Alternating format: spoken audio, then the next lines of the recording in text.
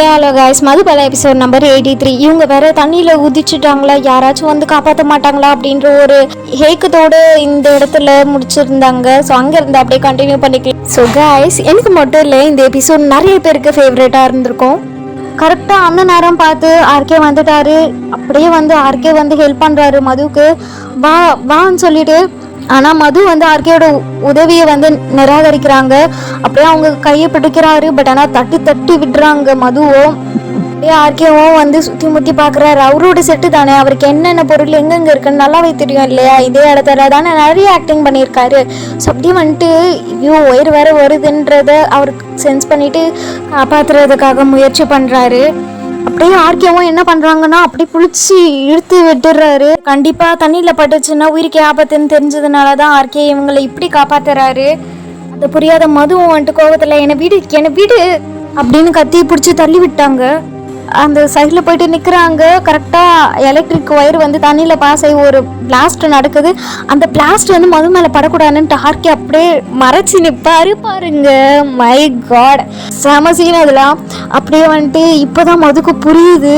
Oh my God, இப்போது அந்த electricity wire அங்கே இருந்ததுனால தான் இவ்வளோ பிரச்சனையாச்சுன்னு. வா இங்கேருந்து போகலாம் அப்படின்னு சொல்லிட்டு சீக்கிரமாக போகலாம், தைரியமாக இருந்துக்கோ, உன் உயிரை காப்பாற்றிக்கோ, வா கிளம்பலாம் அப்படின்னு சொல்லிட்டு ஆர்கேமோ ஃபஸ்ட்டு கிளம்பிட்டாரு. இப்போ தான் மதுக்கு மொத்தமாகவே புரிய வருது. ஓ ஆர்கேவோட கேர் இப்போ தான் வெளியில் வருது. ஸோ அப்படியே இங்கே ஆர்கேவும் பிட்டுக்கோ கால் பண்ணி மதியம் எங்கூட தான் இருக்கா, ஸ்டுடியோவில் தான் இருக்கோம், நாங்கள் 2 பேருமே ஒன்றா தான் இருக்கோம் அப்படின்னு சொல்லிட்டு இங்கே பிட்டுக்கோ இன்ஃபார்ம் பண்ணிடுறாரு. அப்படியே மது வந்து தயங்கி நடந்து வந்துட்டு இருக்காங்க.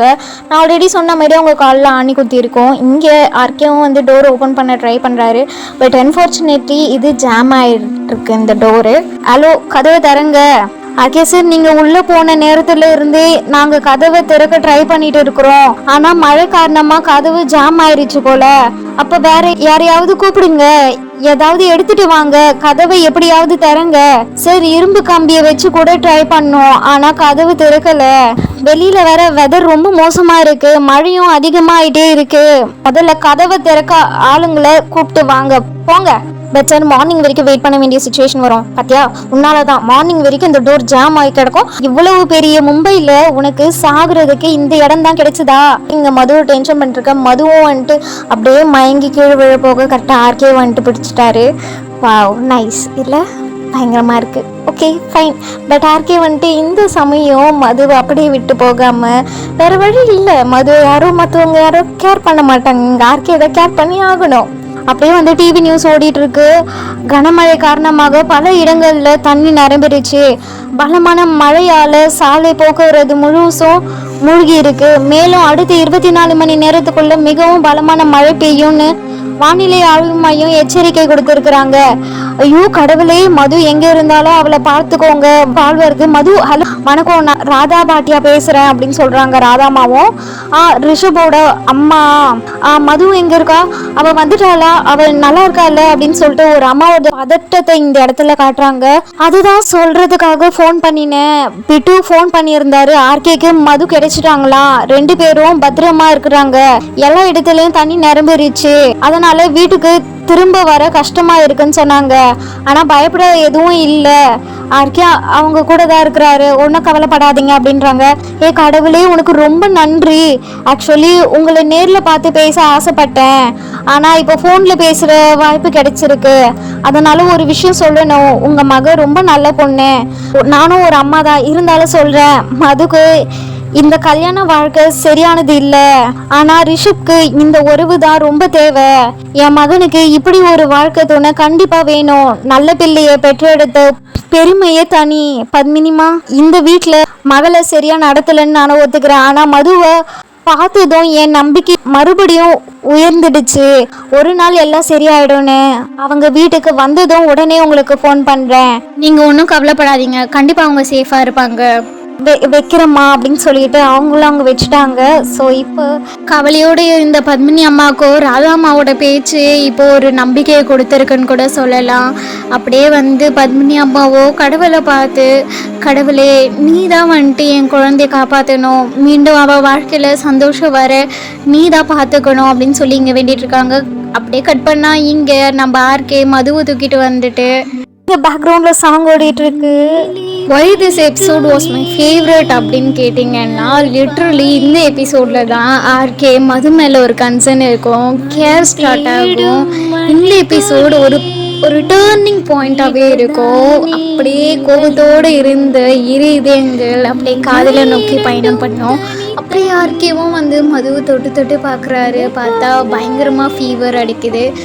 ஸோ கை அப்படியே தொட போகும்போது மது எப்படி நினச்சிப்பா அப்படின்னு சொல்லிட்டு பரவாயில்ல விட அப்படின்னு சொல்லிட்டு அப்படியே கையை பிடிச்சி பார்த்தா ஹார்ட் பீட் நார்மலாக தான் இருக்குது. பட் ஆனால் ஸ்லோவாக பீட் ஆகிட்டுருக்கு. லிட்ரலி அவங்களுக்கு மழையில் நனைஞ்சி அழுது அவங்களுக்கு லைட்டாக ஃபீவர் வந்திருக்கும். ஸோ கோல்டு பிடிச்சிருக்கும். அதை இவர் இப்போ சரி பண்ணுறதுக்காக தான் ட்ரை பண்ணிகிட்ருக்காரு.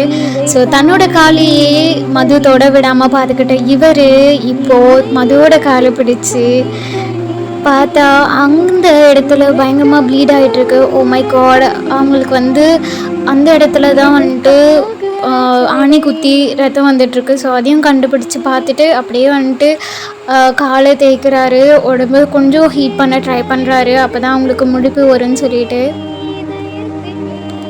ஸோ இந்த கேர் அவங்களோட அளவில்ல காதலுக்கு அஸ்திவாரமாக இருக்க போது இதுக்கப்புறம் ஆர்கே ஒரு மாற்றமான ஆளாக தெரிவாருன்னு கூட சொல்லலாம். ஸோ அப்படி இவர் பண்ண அந்த ஃபர்ஸ்ட் எய்ட்னால இப்போ மதுவும் லைட்டாக முழுப்பு எடுக்கிறாங்க. பட் ஸ்டில் மது ஆர்கே மேலே கோவத்தோடு இருக்கிறாரு இல்லையா. மதுவை பார்த்துட்டு பயந்து அப்படியே தள்ளிப்போ அப்படின்னு சொல்லிட்டு அப்படியே பின்னாடி நகர்ந்து போயிட்டாங்க. ஆர்கேக்கோ டக்குன்னு பயந்து பின்னாடி போனதுனால அவருக்கும் ஒரு மாதிரி ஆயிடுச்சு. பட் ஸ்டில் என்ன பண்ணிட்டு இருக்க? உன் ட்ரெஸ் முழுசாக நினைஞ்சிருக்கு. இப்போ இருந்தால் நிமோனியா வந்துடும், அப்புறம் கோல்டு பிடிச்சிக்கும். இங்கே கஷாயம் போட்டு தரதுக்கும் இதுவும் இல்லை. அதனால் உனக்கு என்ன? இல்லை, முதல்ல இந்த நினைஞ்ச ட்ரெஸ்ஸை மாற்றிடு, என் கோட்டை போட்டுக்கோ, இந்த கோட்டை போட்டுக்கோ அப்படின்னு சொல்லிட்டு கோட்டை கொடுக்குறாரு. ஆர்கே இங்கே மதுவோட நல்லதை நினச்சி தான் கொடுக்குறாரு. பட் ஆனால் மது நல்லதை பற்றி யோசிக்கிற அளவுக்கு இப்போ அவங்களுக்கு பொறுமை இல்லை. நான் ஒன்றும் உங்கள் அடிமை இல்லை, நீங்கள் சொன்ன எல்லாத்தையும் நான் செய்யணுன்னு அவசியம் இல்லை. பயமுறுத்தி மிரட்டி உங்கள் பேச்சை கேட்க வைக்கலாம்னு நினச்சா அது நடக்காது.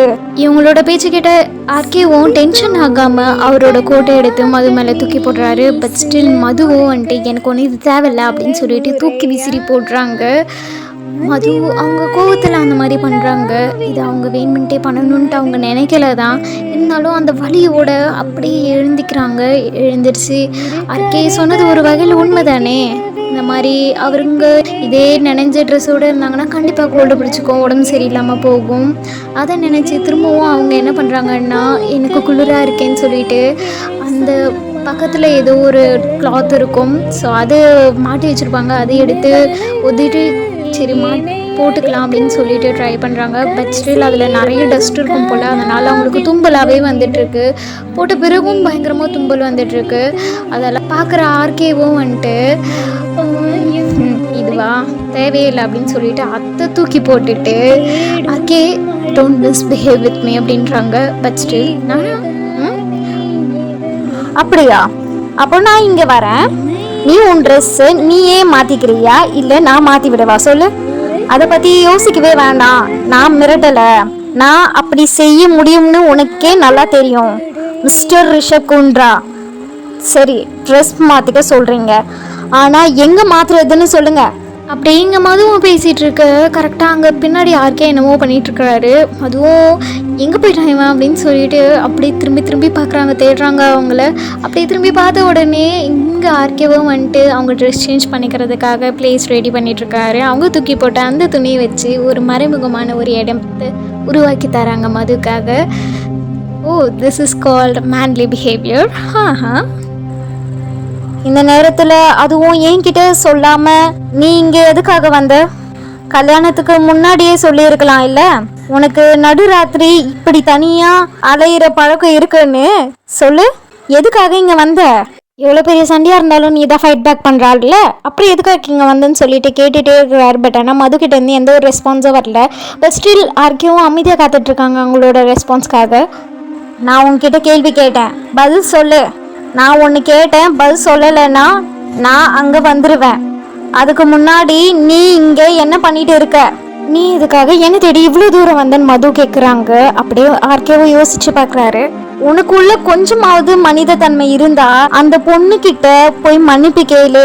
உன்னை பெத்த அம்மாக்கு பார்ட்டியில நீ உன் எல்லையை தாண்டிட்டேன்னு தோணுது. நீ வீட்டுல அம்மா அம்மான்னு கூப்பிட்டுட்டு உனக்கு ஒரு சப்போர்ட் ஒரு வீட்டுல இருக்காங்க இல்லையா, அவங்க நான் பண்ணினது தப்புன்னு அவங்க நினைக்கிறாங்க. அதனால உன்னை பெத்த அவங்கள தான் அம்மான்னு சொல்லுவாங்க. அவங்க என்ன நினைச்சாலும் நினைக்கட்டும். ஆனா நீ என்ன நினைக்கிற? அதுவும் ரிஷப் குண்ட்ரா கிட்ட நான் இப்படி ஒரு கேள்வி கேட்கறதே தப்பு. ஏன்னா அவர் எல்லையோட நடந்துகிட்டா அவர் மனுஷன் மாதிரி தெரிஞ்சிருப்பாரு.